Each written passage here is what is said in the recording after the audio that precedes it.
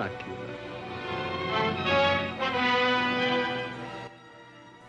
Horror is one of the main film genres like action and comedy. Everyone has seen at least one horror film in their life. It's fascinating that a film can twist your emotions to make you feel uncomfortable or make you feel like you're in danger. Even people who don't watch them know some of the characters or recall certain scenes because they've become so iconic. I really like horror movies. I like old ones, and I like some of the new ones that have come out in the last 20 years. It's always been one of my favorite genres since I was a little kid. I like watching it for the directing because I think it's really hard to scare people.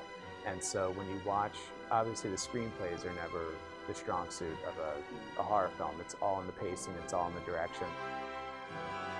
Horror films are perhaps my favorite genre of films. I enjoy horror films because of the amount of tension within a horror film. Recently though, there's been some trouble in the genre. If you haven't noticed, a lot of horror films today are just remakes or have mixed or mostly negative reviews. Whenever something new comes out that gets a lot of buzz, I try to go see it. Sometimes I might just watch the first 2 acts and leave, but if it's good, then I'll stay. It's always been one of my favorite genres since I was a little kid. Sadly, I think it's took a turn, you know. I mean, I remember movies like Halloween and The Shining when I was really young, and they terrified me, but I was in love. They were intelligent movies, and I feel like nowadays it's kind of gone downhill a lot. Horror films have always had mixed reviews, but for each decade there's always been a decent chunk of them that have been noticed and loved by the public. However, there haven't been a lot that have been widely popular with the public in this decade. So what's changed? Is it the budget, casting, or what? Maybe it's the scripts that are coming in. Or maybe it's actually that the film style and filming techniques have changed. Each genre has at least a general style and technique that a director should stick to in order for the film to succeed at its job. In the horror genre's case, the film's purpose is to scare people. Let's take a look at some styles and techniques that I personally believe are key techniques to have when making a horror film, and see if modern horror films use them properly or have deviated from them.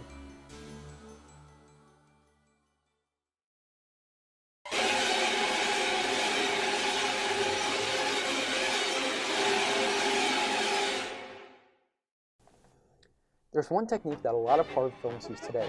It's called the jump scare. You know, when something or someone all of a sudden jumps in front of the screen and it makes you jump. Some films succeed at executing this. Others don't and just keep throwing in jump scares every chance they get to try and keep the audience on their toes. In order for a jump scare to work, you need to think about the timing and placement of it. I saw a really good example of this in a scene from 2017's It. Let's watch it and see what makes this scene work.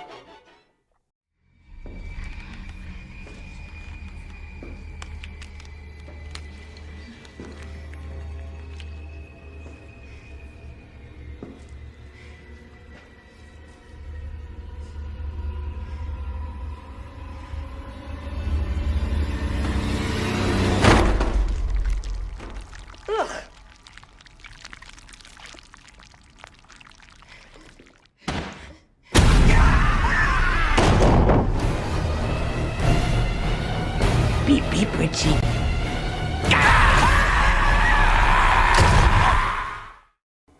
Now, let's see what makes this scene work. First, there's a few points where the director kind of teases us. The first is when Richie slowly walks up to one of the clowns and taps him on the face. He does this very slowly, which shows that he's hesitant about it, and we start to wonder what's going to happen. Maybe the clowns are alive and they're all going to attack him. Then nothing happens and we're relieved. Sadly, it's short-lived because we see the coffin at the end of the room open up with a missing child poster of Richie with the word "found" written across it. We're now in the same position again, since Richie is slowly walking towards the coffin. Some people might even be more nervous with the clowns in the foreground and the background that can help make us feel more uncomfortable. Richie pulls the blanket off whatever's in the coffin and finds a decaying doll version of himself. We're then relieved by the fact that Richie just casually scoffs at it and then casually slams the coffin shut. We're then caught off guard when Pennywise springs out from the coffin. A long time builds up suspense, and like I said, there's a couple parts that tease the audience. When we're no longer afraid, that's when the monster attacks. The next piece I want to look at is the scene between when Richie reveals the doll and when he closes the coffin. there's a total of 4 shots, which builds up enough time for us to calm down and realize there's no danger for right now.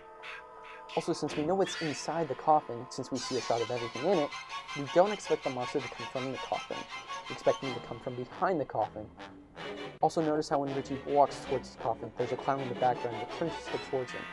This could lead some people to think that the surprise doesn't come from the coffin, but from behind Richie. Also, if you watch the movie in its entirety, you'll see that it's not full of scenes like this.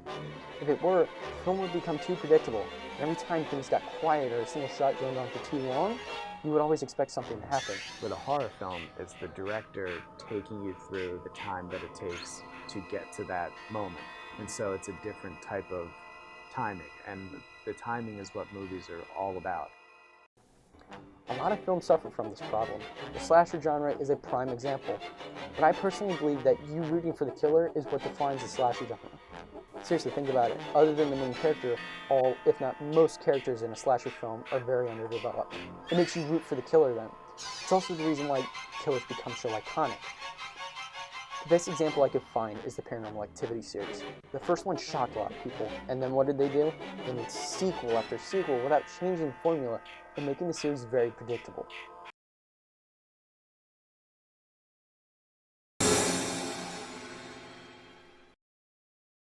Every genre has a unique tone that works for that particular genre, and in the horror genre's case, the tone should be very serious and chilling. Every scene can affect it, and if you deviate from that tone, it can affect the whole movie. Let's take this film for an example. It's called Happy Death Day. The plot involves a girl who is being stalked by someone who's trying to kill her, and every time she dies, the whole day starts over. It's basically Groundhog's Day, but with some elements of horror added in. And honestly, I enjoyed the film.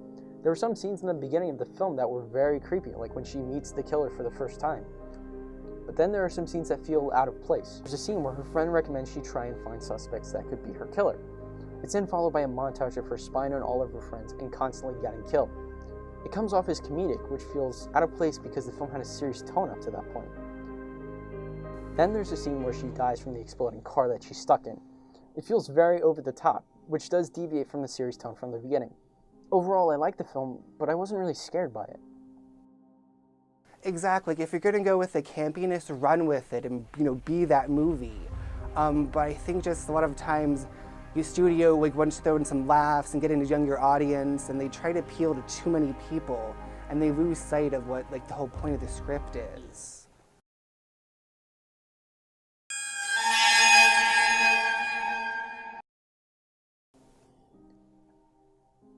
For people that don't know what it is, the setting is where the film takes place. Usually you want to keep the setting very relevant to the story, and sometimes that can creep people out. Imagine if in Jaws you saw the island in the background. You wouldn't be as scared because you'd be saying to yourself, why don't they just take the boat back to the island? The fact that we see nothing but ocean in the background slated on that boat and there's nowhere to go. Another example is John Carpenter's The Thing. It takes place in the middle of the Antarctic. And it's made clear in the film that they couldn't escape without freezing to death. So again, they're isolated to one area with a monster.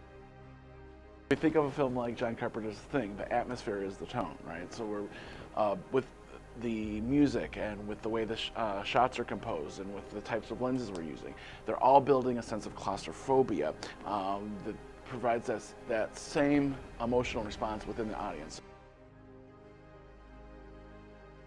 Another good setting is one that shows the character's vulnerability. I found a good example in a film that came out a few years ago called Lights Out. It's about a ghost that can only appear in the dark. It's based off a short film of the same name, and it's also written and directed by the same guy, and he incorporated a scene from the short film into the feature film. Let's take a look at both clips. First, the feature film.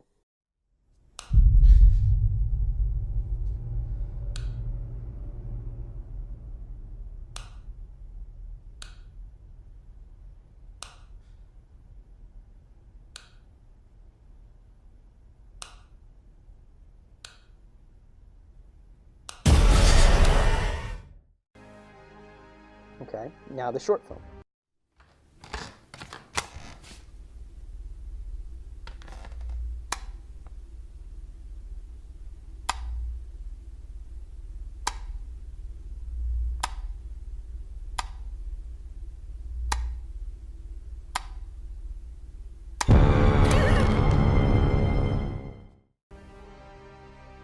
See, they're both similar in some ways and different in others, and they both have reasons for being better than the other, but one reason why the short film is better than the feature is the setting. Think about it, where does the feature film scene take place? A warehouse? It's an environment that we're unfamiliar with. Now where's the short films? It's in a house or an apartment, either one. It's the one place where everyone feels safe and they're most vulnerable. A lot of modern horror films use settings like this with a lot of supernatural films like Paranormal Activity, Insidious, and The Conjuring. So when it comes to setting, modern horror films succeed at that. Please come and play with me. I am so lonely.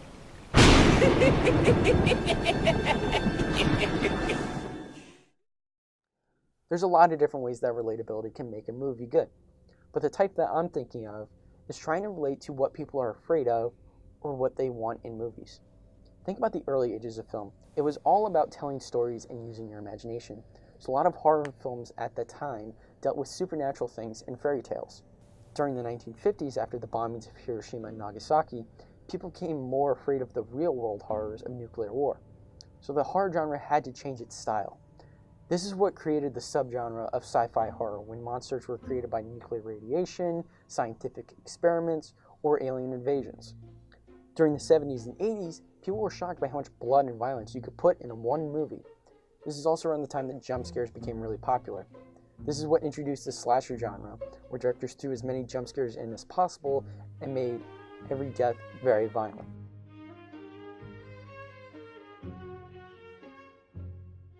You need to understand what people are afraid of and capitalize on that. That being said, what are most people afraid of today? A lot of horror films today deal with ghosts and demons, like I mentioned before. The problem is that not everyone believes in ghosts. Due to recent events, I think what a lot of people are afraid of today is other people. Films like Texas Chainsaw Massacre and Psycho would do better today in theaters because they show what horrible things people are capable of. Some modern horror films use this, like The Purge, except I personally think that The Purge fails at other techniques and then fails at scaring its audience. So after taking a closer look, we see there's a lot that goes into making horror films. And as we said earlier, a lot of horror films today fail because they usually focus on one thing to try and scare people, or instead, they should try multiple ways to scare people and throw them off guard. I'm not saying every film has to be perfect, but I have noticed that these specific stylistic choices are what have made horror films succeed in the past. Thanks for watching. I'll see you again soon. You don't know when. You don't know where. You don't know how. All you have to know is that I'll be seeing you very soon.